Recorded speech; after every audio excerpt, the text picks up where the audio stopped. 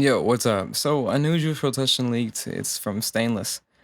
The community been wanting this for a long time, and I'm really happy the studio session leaked so I can make this video for y'all and kind of break down my rendition or my remake of Juice's mix, since I think the mix from the song is ass.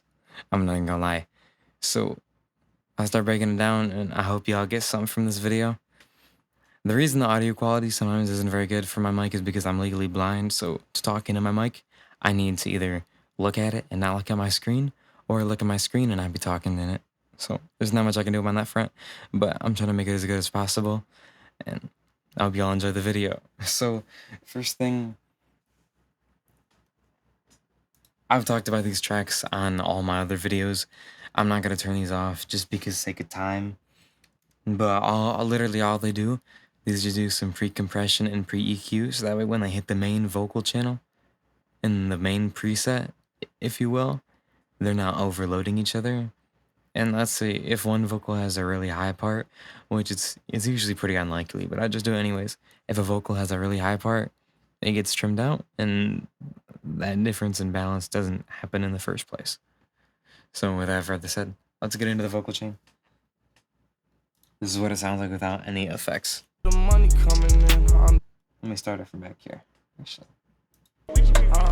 What you say? I can't hear you over the money coming in on delay. If I drop a 6 inside a 20 ounce, I'm sleeping for the day. If I take a 120 of the oxy, I'll be flown away. When I wake up, I thank God for drugs and for money and for bae. My mouth so goddamn crazy, every time she blow, I'm blown away. My mouth so goddamn crazy, she love putting that kitty on my face. Eat each other like we Denny's at a breakfast buffet. Okay. All right, so that was the first little part. Apologies, I forgot to turn some stuff off right here in my all bus. So now that's taken care of. You heard the raw vocals. Let's get started. In the main chain. So first thing that I have is just a little subtractive EQ with, a little bit of additive at the end, just to kind of add some air, remove some of the S sounds before de-essing, and add a little bit of presence to the vocal while removing the bad frequencies that we don't always want. So this is with it off first. What you say? I can't hear you over the money coming in on delay. And it's with it on. What you say? I can't hear you over the money coming in on delay. And the next thing that we got is a de-esser. This de-esser is going to seem very extreme, but at the end, it's needed. So all a de-esser does is it de-esses, The Waves de-esser, I like it because it's really simple. All you got to do is just pull down on this and change the frequencies if you need to, and that's really about it for this. So this is off. What you say? I can't hear you over the money coming in on delay. If I drop a 6, and then it's with it on. What you say? I can't hear you over the money coming in on delay. If I drop a 6 inside a 20. Yeah. And then the next part, I have a Tube KC1. All this is a TubeTech CL1B emulation. I think this emulation is a lot better than the regular TubeTech CL1B plugin or the TubeTech CL1B Mark II. I think the tonal, it sounds a lot better in my opinion, because I think I've never used the hardware version, but I just feel like the TubeTech CL1B Mark II and Mark I, they just seem way too, how do I put it, powerful or dynamic. Not dynamic in a good way, is that the vocal gets really quiet and then really loud. It's not like pumping, and I know how to use compressors for the most part. I know it's not a user error. Or maybe that's how it's supposed to be and I'm just used to this one. But anyways, this is with it off. What you say? I can't hear you over the money coming in on delay. And then this with it on. What you say? I can't hear you over the money coming in on delay. No, after doing that, you can hear some bad frequencies. That's why we have this next EQ. This is just a subtractive EQ at the end, removing a lot of the rumbly bass while keeping the vocal sounding warm. And then just a high shelf at the end to give it some more presence and air. Is with it off? What you say? I can't hear you over the money coming in on delay. And is with it on. What you say? I can't hear you over the money coming in on delay. If I drop a 6. You can hear those, you can hear the S's are already back in business, so that didn't stay for long. Next thing we have some Soothe 2. No, usually you probably won't need this, and for a lot of mixes you won't need Soothe 2, but I put it on there because I just felt the tonal balance was still a little not quite there, and I'm not gonna lie, I didn't feel like setting up all the dynamic EQs and stuff, so Soothe 2 works perfectly in this scenario.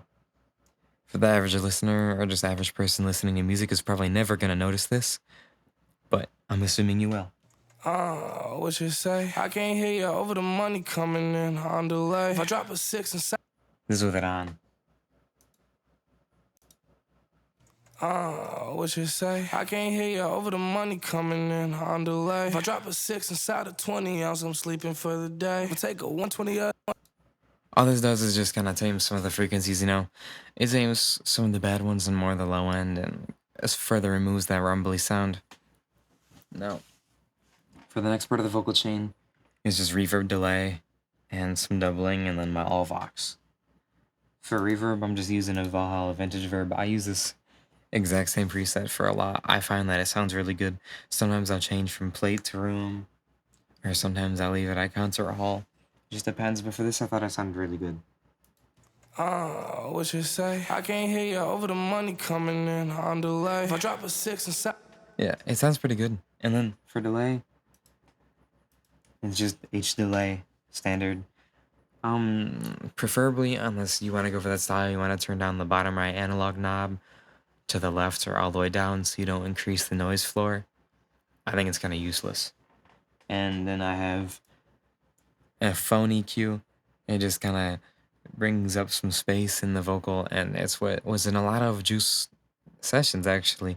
They use this exact chain for delays a lot. And then we just got a limiter. Basically, all this does is in the vocal. Whenever the vocal is on, the limiter is to the vocal, so I'll just demonstrate it for you. What you say? I can't hear you over the money coming in on delay. You can see when the vocal's not playing that it gets louder, and when the vocal's playing it gets quieter. That's just some simple ducking, and it helps clean up the mix a lot. And then we have a doubler.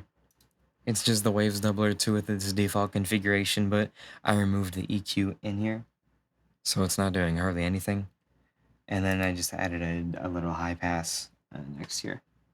What you say? I can't hear you over the money coming in on delay. If I drop a 6 inside a 20 ounce, I'm sleeping for the day. You can already tell that sounds really good. For the next part, we just go to our all bus, which, like, if you can see here, everything's getting rooted here. It's just a final pre-master, if you will. So for the first thing, we have just an EQ removing a bad frequency I found and everything. What you say? I can't hear you over the money coming in on delay. That's before, and that's after. What you say? I can't hear you over the money coming in on delay. It's just further removing that, you know, harsh mid, low mid frequencies that makes the vocal sound really muddy and not good warm. After that, we have a imager. No, I like using the imager by turning it all the way up to 100% and then decreasing the mix knob. Now, I don't know if that's the exact same thing as just leaving the mix knob at 100 and turning this up. If someone has read the menu, let me know. But I found it's a really good strategy to get nice and wide vocals. And if you're familiar with a lot of his unreleased or some of the stuff off the Party Never Engine, what was that album? The 3 other posthumous releases, it's a very wide mix usually. So that's what this does to it. What you say? I can't hear you over the money coming in on delay. No, it sounds kind of extreme right now, but we tame it up. So this next EQ, for the most part, is the side EQ. So basically, it's only affecting, or parts of this EQ is only affecting what's in the left and right ear. So stereo is the differences between the left and right ear, and mono is the things that are the exact same.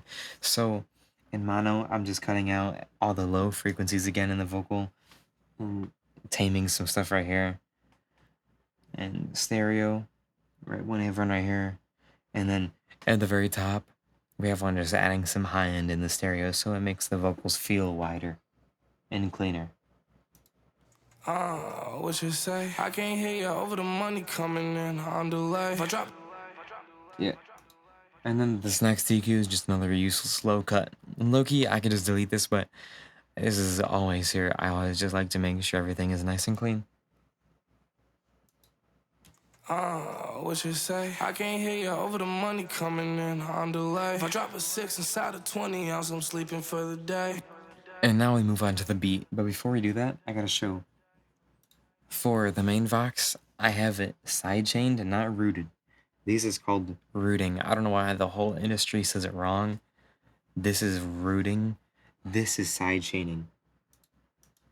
So when you come here and you right click, if you sidechain it, it chains it without sending any of the input. So that way you can go add a plugin like I like to use Track Spacer. Ignore this, by the way, this is just tape stop. I made it so I could make some cool transitions in the beat and stuff like that. But let's say you're in Track Spacer.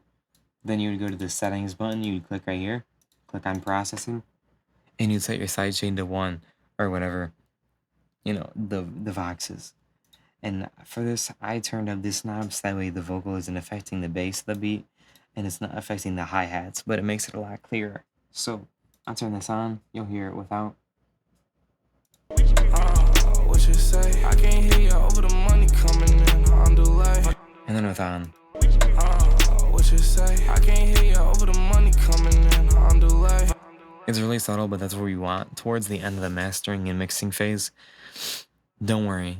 In the master, it gets a lot louder, trust me. And in the description of the video, I'll share the full song for you to listen to. I won't give the session because I don't want to jeopardize my YouTube channel. If you really want to find it, you can message me. And yeah. So for the master, it's pretty simple. I'm not going to talk after I turn the limiter on because the latency is too much. But for this, we have a roll tag just to add some more, you know, warmth to the track and perceived loudness. So just with that off. What you say? I can't hear you over the money coming in on delay. And then with it on. What you say? I can't hear you over the money coming in on delay. You know, it just makes it sound a lot warmer. And then we have another stereo EQ. This is cutting everything for the low ends. It's cutting the bass out of the low end, so it's a more mono bass and it hits harder. It's ducking some frequencies right here to increase clarity, and this is a filter that your human ears naturally like. I have a boost here to increase clarity, and then another high-end boost, you know, to make the sides sound extra crispy. Just with that off. What you say? I can't hear you over the money coming in on delay. What you say? I can't hear you over the money coming in on delay. You can immediately hear that kind of cleared it up, you feel me? And then after that we have a limiter, and this just makes the song louder, so I'll do back and forth real quick. This is without. What you say? I can't hear you over the money coming in on delay. And then this is with. What you say? I can't hear you over the money coming in on delay. No, I thought that would make it a lot louder, and it definitely did.